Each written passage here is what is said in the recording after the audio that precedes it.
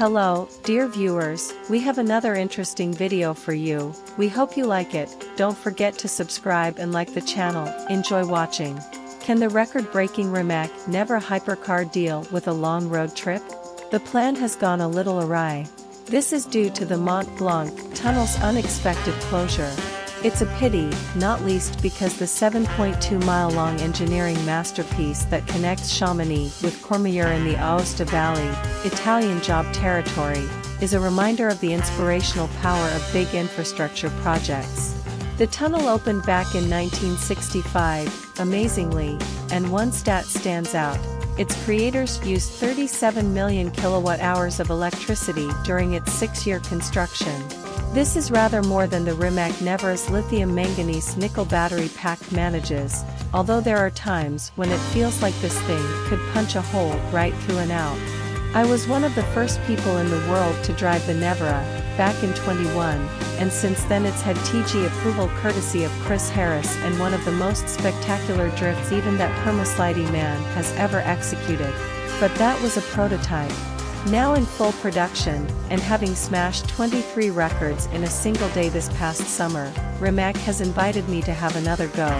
The Mont Blanc tunnel might be off limits, but the adventure starts somewhere near Turin and it'll still take in a variety of other mega tunnels. It's incredible, they're like bus stops in this part of Europe.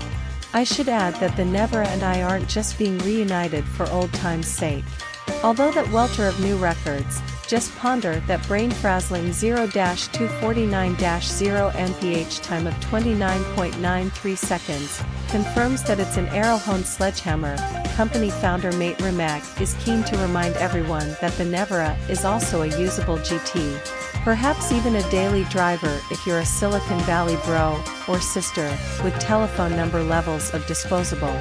A daily driver with 4 surface-mounted permanent magnet motors driving each wheel individually, coursing with the most advanced torque vectoring ever seen, boasting a power output equivalent to 1,889 brake horsepower and 1,740 pounds-ft of torque, with a pair of single-speed gearboxes connected to the front and rear wheels.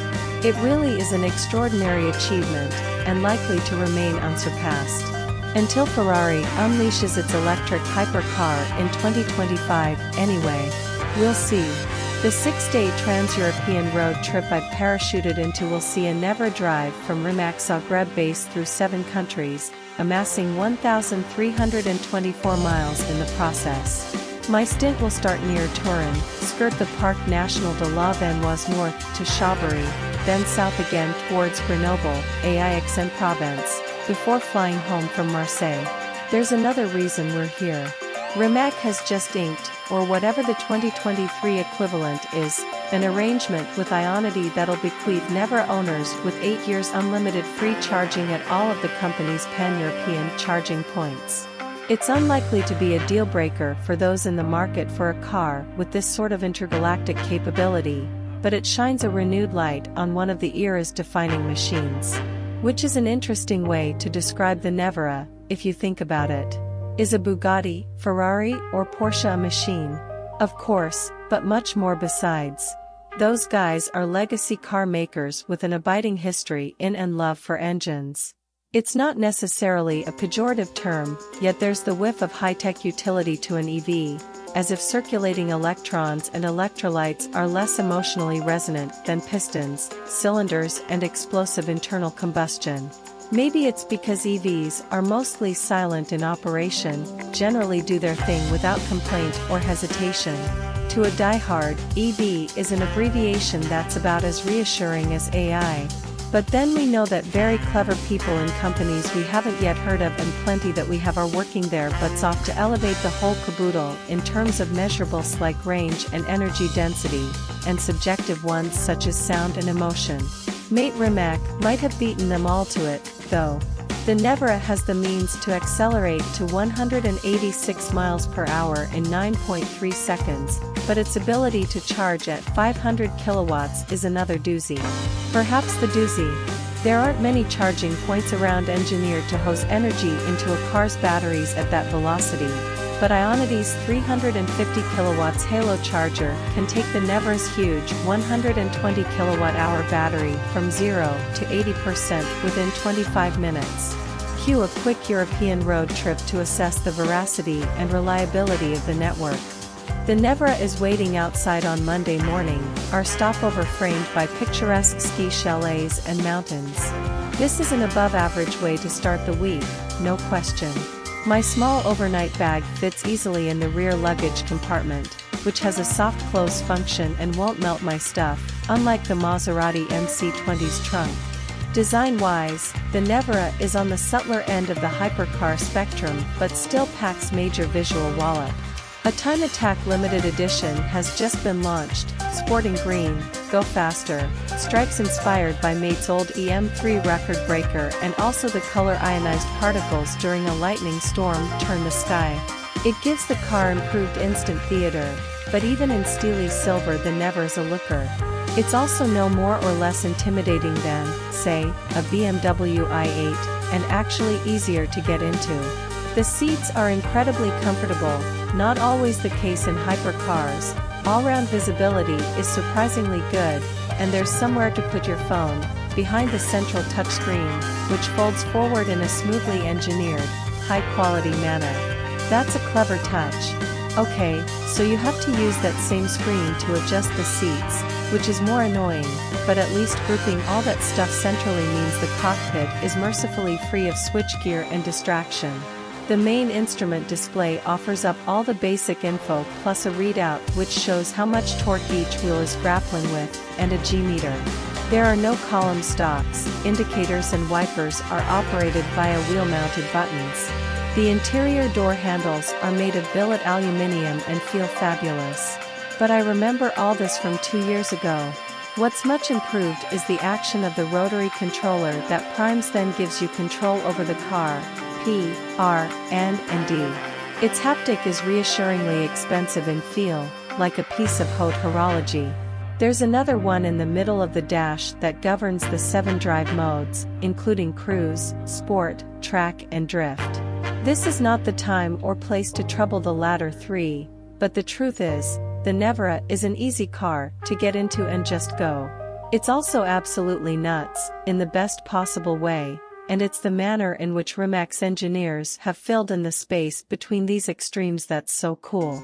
But first, we're forced to engage bimble mode, not an official Rimac designation but necessary given the amount of standing water there is. The big Michelin Pilot Sports, 275/35 up front, 315/35 at the rear, have no problems dealing with it, but even so, let's not overcook things. We make our inaugural charge stop to coincide with the morning's first strong cup of coffee.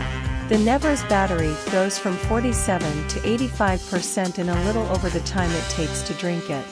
Then we hit the road, looping along and down the big, open passes you find as you cross the border from Italy into France. For some reason, this always puts me in mind of Jason Bourne, though if I remember rightly he uses a more innocuous-looking E28 BMW 5 Series in the second film. Perfect Euro spy operative kit, as also favored in Mission Impossible, Fallout. Somehow the sight of renegade assassins stopping to charge an EV doesn't feel right. Time to move. In cruise mode, the Nevera really is shockingly comfortable. Its suspension uses double unequal length wishbones at each corner with electronically adjustable dampers. It's more supple than some mid-size executive saloons. It's one of those cars that breathes, a bit like a big and rather heavier Lotus Elise. One other fun fact, its carbon chassis is said to be the stiffest ever for a road car, at 70,000 Newton-meters per degree. It steers and handles with a Lotus level of finesse, although it's on another planet in terms of complexity. There are 77 separate ECUs and millions of lines of code hustling around its body. The result is a dazzling bandwidth. The Rimac all-wheel torque vectoring, RAWTV2, replaces conventional ESP and traction control systems, working predictively and responsively to make 100 calculations per second. Obviously it's impossible to determine everything from the driver's seat, but given the software primacy this thing has and the sheer amount of stuff that's going on, the result is amazingly granular. Weighing 2,300 kilograms, it's too heavy to hustle like an Alpine A110, but its steering is better than I remember, and you can place it on the road with unerring accuracy. Then there's its performance. Needless to say, the way the Nevera gathers momentum requires massive respect on the driver's part. Mainly because it doesn't gather momentum at all, it warps forward in a way that's alien even if you have lots of experience with violently fast and powerful cars. Most take a breath before surging forwards, but the Nevera is just instant. Give it moderate to fair beans on a public road and you'd better be ready. It's like being in the center of a movie special effect, genuinely difficult to get your head around. The same software brain that governs the stability control, dampers, throttle and brakes, across those different drive modes, also takes charge of the active aero. So the Nevera is stable and confidence-inspiring, even under huge braking inputs or sudden changes of direction. The braking system, 390mm Brembo carbon discs up front, is also core to the car's energy recuperation, but it's another element that has a totally natural feel. How Rimac's engineers have pulled off this magic trick is beyond me. A detour into Grenoble serves up a weirdly quiet road that runs parallel to the River Isère in the city center. Weeds and shrubs poke up through broken concrete for a post-apocalyptic look, and briefly I wonder if we've taken a wrong turn. It would be a great location for a car chase. It's also bumpy and uneven, but the Nevera has no bother dealing with it. Rimac says the whole trip only needs 7 charging stops, though we're averaging rather less than the claimed 303 miles on a full charge. I wonder why. Still, the Nevera's long-distance bona fides are confirmed. The bigger issue is the same one that afflicts every supercar in France, being able to reach the toll booths. I guess you'd get round that by buying one of those telepass things. And not missing your turn-off like I did, and enduring a 40-minute, toll booth-strewn detour. Definitely not born-like behavior.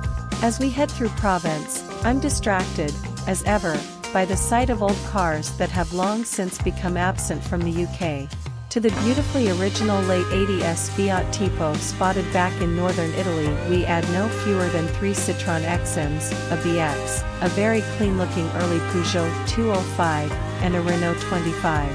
As dusk settles, the Nevera's cabin takes on a different look and feel, reinforcing its insanely high-tech character. We've used it pretty normally this past 12 hours, for the most part, and it has proven to be an exemplary GT. Forget Rimac's mastery of battery and e-motor technology, these guys have also created one of the great all-round performance cars of the 21st century. And then some.